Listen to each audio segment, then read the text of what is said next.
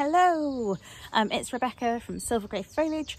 We are a flower farm in Leeds, which is in West Yorkshire, UK. For those of you who haven't been with us for that long, do subscribe to the channel using the bell icon on the top. If you like what you see, please do share it, and the content over the course of the growing season will continue to come. I've been a little bit quiet on YouTube and social media because I got fed up of not having the right kit and stuff that kept falling over, and it was just a real pain. So I gave myself a bit of a break, and we did a bit of research into some basic but sturdy kit, both for here at HQ and also for use at the field. So hopefully the quality will be a bit better, the sound will be a bit better, and you'll be able to see a bit more. So it is the middle of March. It's March the 17th, 16th, 17th, something like that, and we are heading into growing season. I say heading into, it's been freezing here. We had snow last week, and so we're just starting to ease our way. So we're still cutting hellebores. The narcissi, the first lot, Hemianor, have been pulled, so we've had a couple of those out, a couple of hundred of those, sorry, out of the bed. Eucalyptus season is coming to an end, and I will talk you through how we look after our eucalyptus shortly in brief. And then our tulips are really thinking about opening up, and we're in full seed sowing kind of mode. So that's an update on kind of where we are. I thought I'd give you a tour of our tunnel.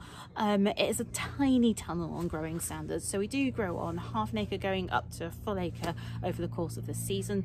Our tunnel comparatively is small, and it's based here at HQ, not at the field. It's only 20 foot by 8 foot, but you'll see in just a second how much you can pack into that space. So we use our tunnel for a mixture of things. So we've got a couple of growing beds in it, and then the middle is a mixture of storage and propagation and bringing on and hardening off. So it's kind of a halfway house between here and being outdoors.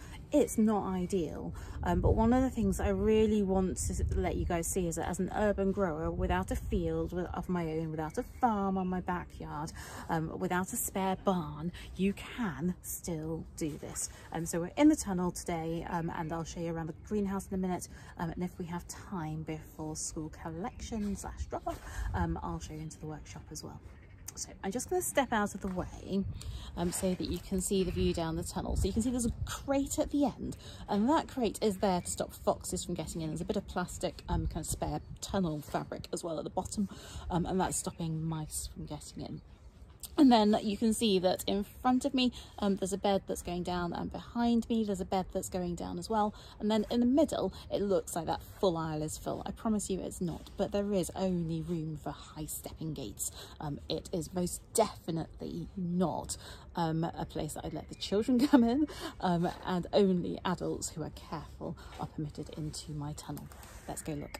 So we are just in our second year of having, or second season of having, this tunnel. So Anthony put it together in the winter of 2021, so we planted it in that winter, and last year was our first experimentation. This year we've got a bit of a better idea, but not a huge amount. So I'm going to stop at that far end, and I'm going to come and talk to you about the tulips that you can see right next to that crate.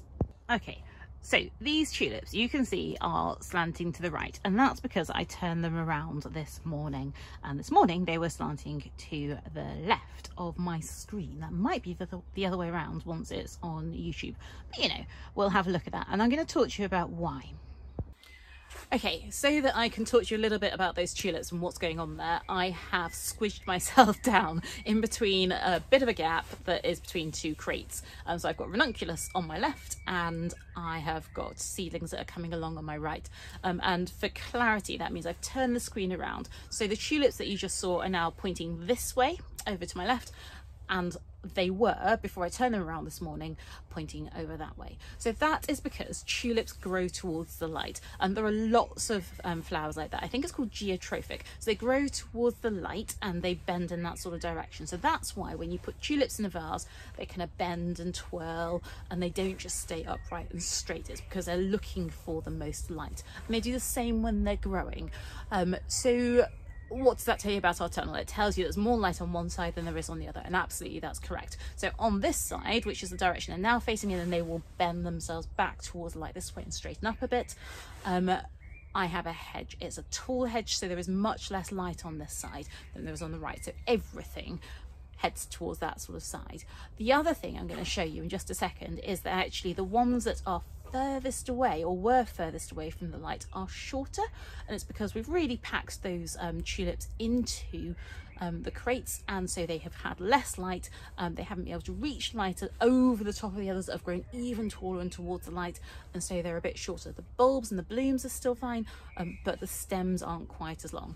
I don't really worry about that. I mean, we produce stems that are kind of 60 to 70 centimeters long. They will elongate as we've turned it around and be a similar length, but I know that most people chop off half the stem that we grow, so I'm not too worried about that. But just things to think about when you're growing things that grow towards the light. The further they are away from the light, the more they will try and bend, the shorter they will be, and whether or not you can turn them around is something that you really need to be thinking about.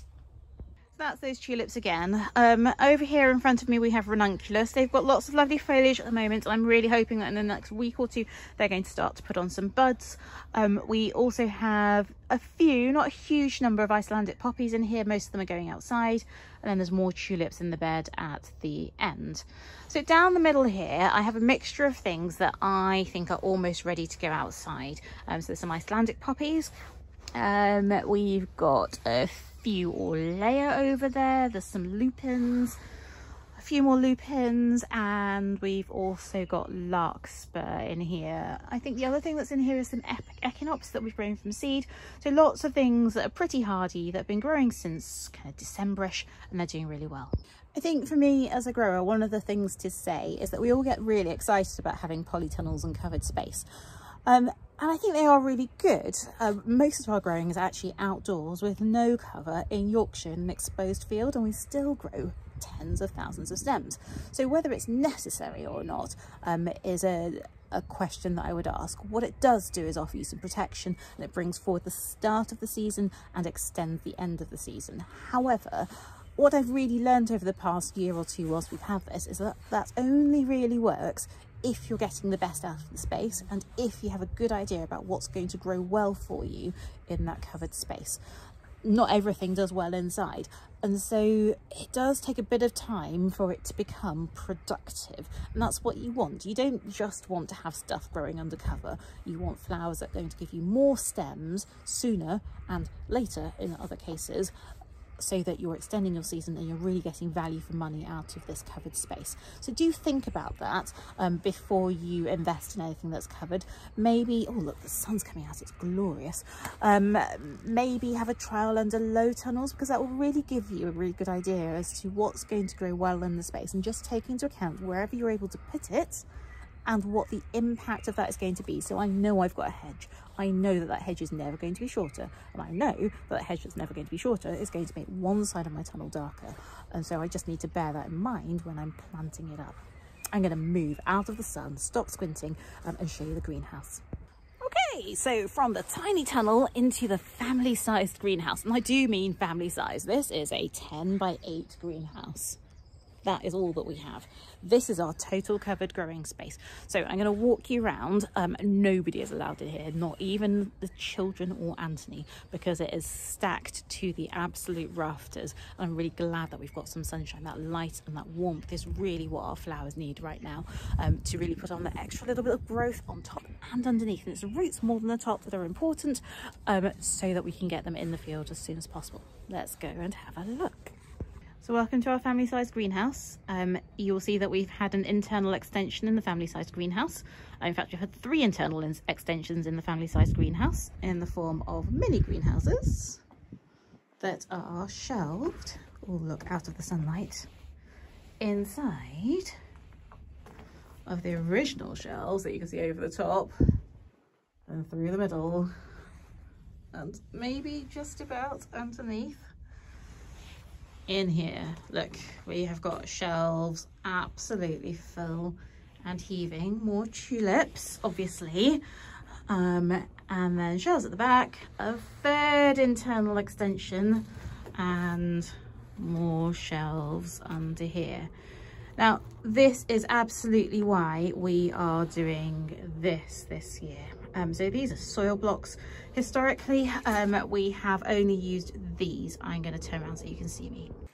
So historically, we have grown everything in these. So these are sturdy plastic trays. They have 56 cells per tray. I love them. These are in year 4.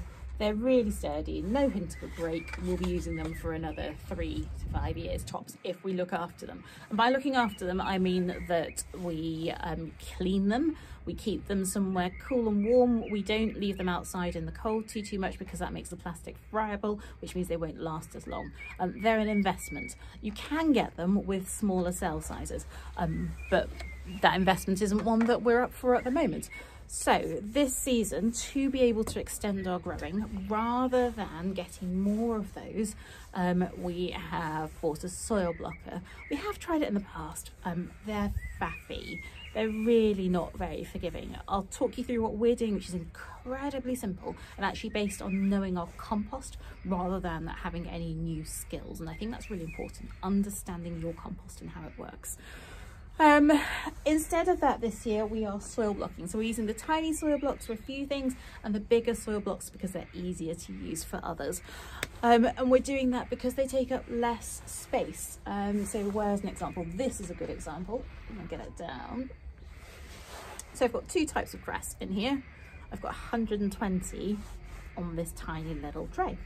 Amazing. Compared to, whoop, just gonna pop it back in without knocking anything over because we are packed, compared to this, which is 4 times the size and only grows 56 things in it.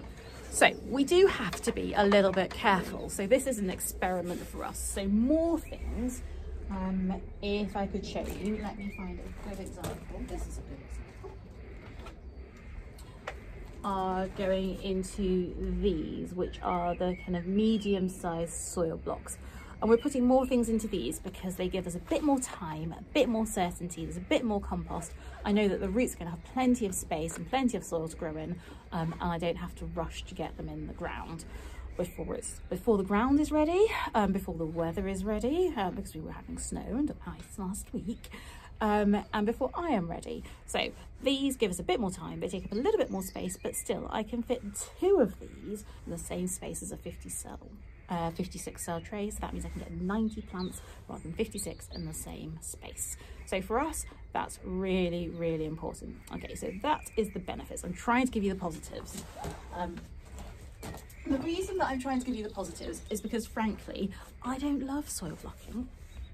I don't love it because it's faffy. You have to get your compost right. It's about knowing your compost. I'm going to talk about that. But you also need to look after them more. So the 56 cell trays, everything is surrounded by that plastic. It holds water in, and so you've got a bit more time, a bit less watering to be doing, a bit less attention to be paid to them. Whereas the soil blocks are surrounded by air.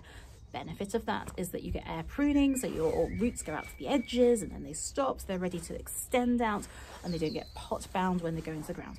Perfect. But it also means you have to water them more often, you have to check them more often. It means that they dry out. If they dry out too much and they get a bit floaty when you put water on, then they're falling over all over the place. Nightmare, nightmare. I love the plastic trays.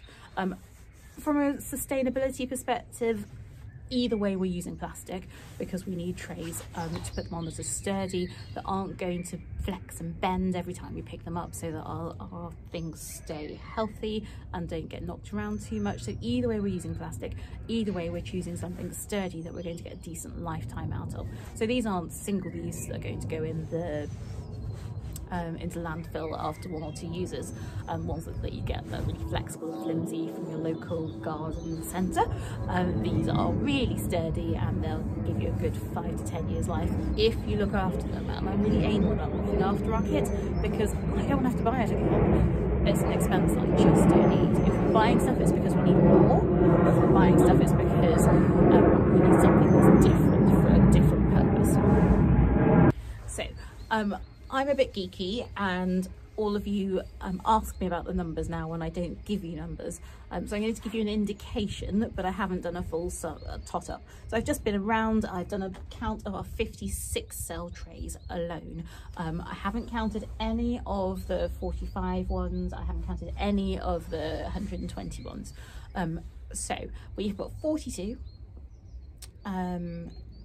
of those 56 cell trays in here. So that's 2,352 plants in those, plus all the others.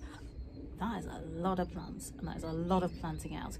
I really hope the team are up for it, and we best crack on in the field, because there are more in the workshop that are just germinating up. We best crack on and get some things in the ground. So as we walk around to the workshop, I just thought I'd point this out. We literally have plants everywhere. Oh, and look at these guys. Look, those guys are going to be open next week, so they'll be coming out in people's orders. Bronze fennel that has not been eaten by the slugs this year. Hurrah! So welcome to the workshop. This is our new kind of propagating space. The space is not new, but more importantly, we're not doing it at the kitchen table anymore. I don't sleep amazingly well, so I was in here until late last night, just refilling our kind of makeshift and real propagators. I'm going to give you a quick tour in here, and then I'm going to go and collect my kids, which will be lovely. It's Friday, and it's my favourite day of the week to see the children to school, because they can have chill. That's what happens on a Friday. If you go, oh.